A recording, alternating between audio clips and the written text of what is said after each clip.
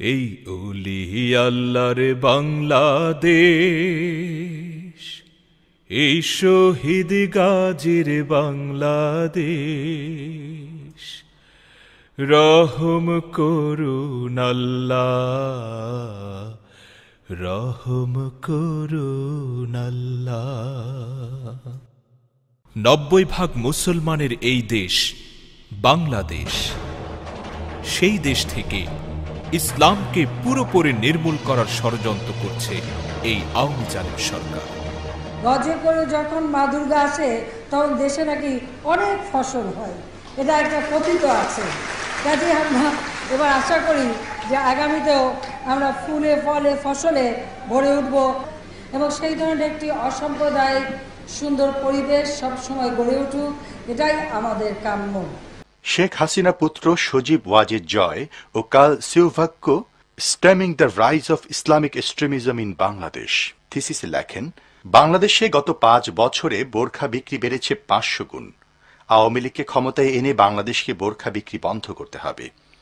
তারা হিজাব পড়তেছে প্লাস এতটুকু পর্যন্ত হাত, এটা তো আমার সাইন্টিফিক্যালি এতটুকু হাত না। হোসনিয়ারা ম্যাম উনি বলছেন যে আমরা যদি নার্সিং ভালো মতো করি, মানুষের সেবা করি, তাহলে আমাদের নামাজের দরকার হবে না। নামাজ কে দেখে, কিন্তু নার্সিং সবাই দেখবে। আমাদের শুধুমাত্র একটা নামাজ ঘর, সেখানে সকল মুসলিম মেয়েরা নামাজ পড়তে পারে, সেটার জন্যই ওদের এত সমস্যা, সেটাও বন্ধ করে।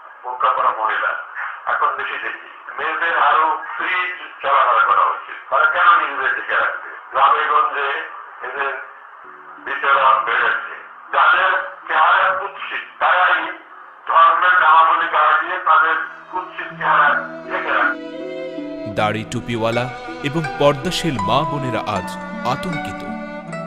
কোন ধর্মাবলম্বী মানুষই রক্ষা পাচ্ছে না এই জালিম সরকারের নির্যাতন থেকে। দলীয় নেতা কর্মী ও প্রশাসনকে ব্যবহার করে চালানো হচ্ছে অমানবিক নির্যাতন। এর আগে আরো দুর্ধর্ষ ঘটনা ঘটেছে, লগি বৈঠার সময় ঘটেছে, কিন্তু একেবারে জীবন্ত দৃশ্য আমরা এরকম দেখিনি কখনো।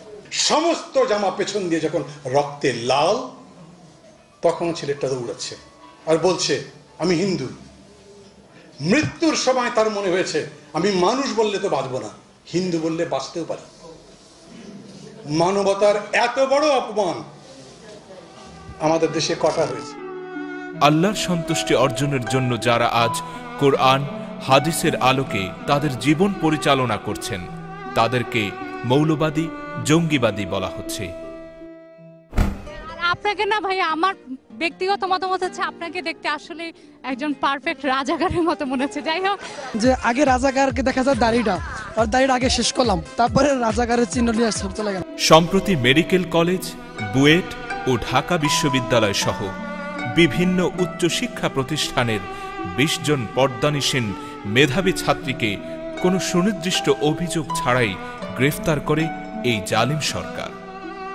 কনকনে শীতের মধ্যে অত্যন্ত মানবেতরভাবে তাদেরকে রমনা থানার হাজতখানায় রাখা হয়, যেখানে ছিল না প্রয়োজনীয় বাথরুমের ব্যবস্থা, ছিল না অজু গোসলের সামান্যতম আয়োজন, যার ফলে তাদের নামাজ আদায়ে পড়তে হয় চরম সমস্যায়।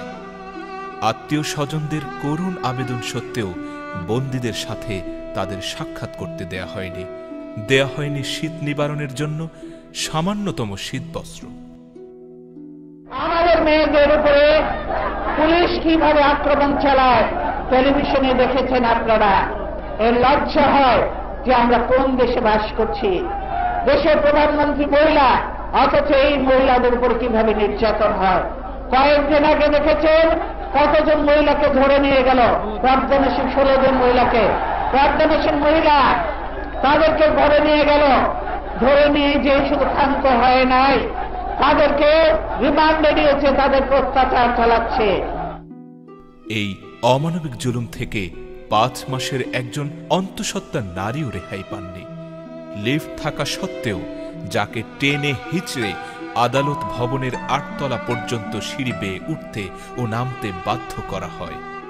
আইনের বিধান লঙ্ঘন করে আদালত 20 জন নিরীহ বোনকে ন্যাক্কারজনকভাবে 2 দিনের রিমান্ড মঞ্জুর করে। রিমান্ডে নিয়ে জিজ্ঞাসাবাদের নামে চলে দফায় দফায় অমানবিক নির্যাতন, নেকাবের প্রতি চরম ঘৃণার প্রকাশ ঘটিয়ে বন্দীদের এক এক করে ওসির রুমে নিয়ে যাওয়া হয়। তাদের বাধ্য করা হয় নেকাব খুলতে, চুল ধরে টেনে এমনকি অনেককে মাটিতে ফেলে দেয়া হয়। এভাবেই চলে আওয়ামী জালিম শাহীর লেলিয়ে দেয়া পেটোয়া বাহিনীর পৈশাচিক নির্যাতন। গ্রেফতারকৃত বোনদের অনেকের পরীক্ষা থাকা সত্ত্বেও তাদেরকে জামিন না দিয়ে অন্যদের সাথে পাঠিয়ে দেয়া হয় জেল হাজতে। আমার মায়েদের উপরে এইরকম নির্যাতন করছে, এই জন্য কি আমার পিতামহ প্রাণ দিয়েছিলেন মুক্তিযুদ্ধে? এই জন্য কি আমার পিতা মুক্তিযুদ্ধ করে একটি দেশ স্বাধীন করেছিলেন? অবিলম্বে 20 জন ছাত্রীকে মুক্তি দেওয়া হোক।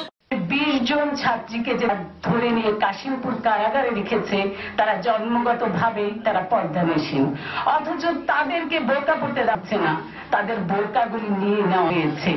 যারা বন্দিত্ব জীবন যাপন করছে ওখানে, তারা নিজেরাও জানে না কি তাদের অপরাধ। আর আমরা যারা তাদের জন্য আজকে উৎকণ্ঠায় ভুগছি, বিচলিত আছি, আবেগাহত অবস্থায় এখানে সমবেত হয়েছি, তারাও জানতে চায় কি তাদের অপরাধ।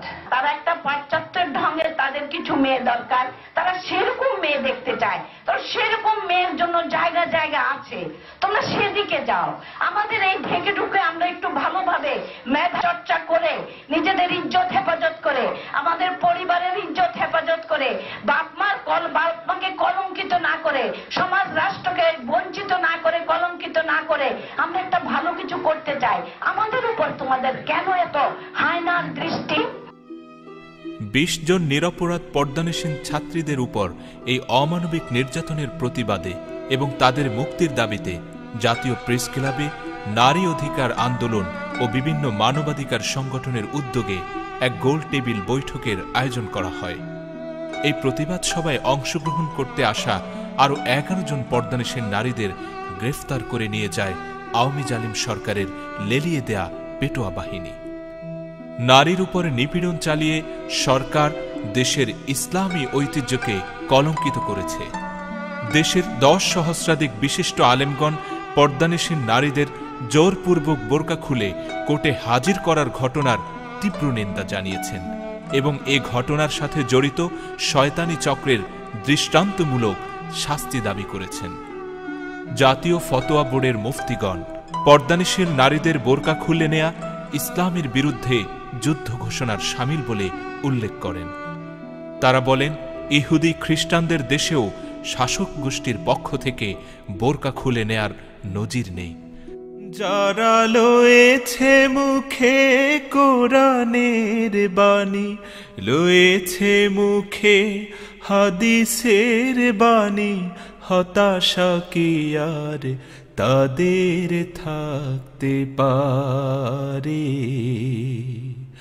দুঃখ কি আর তাদের থাকতে পারে। আজ তাই বাংলাদেশের ইসলাম প্রিয় আবাল বৃদ্ধ বনিতাকে জাগতে হবে।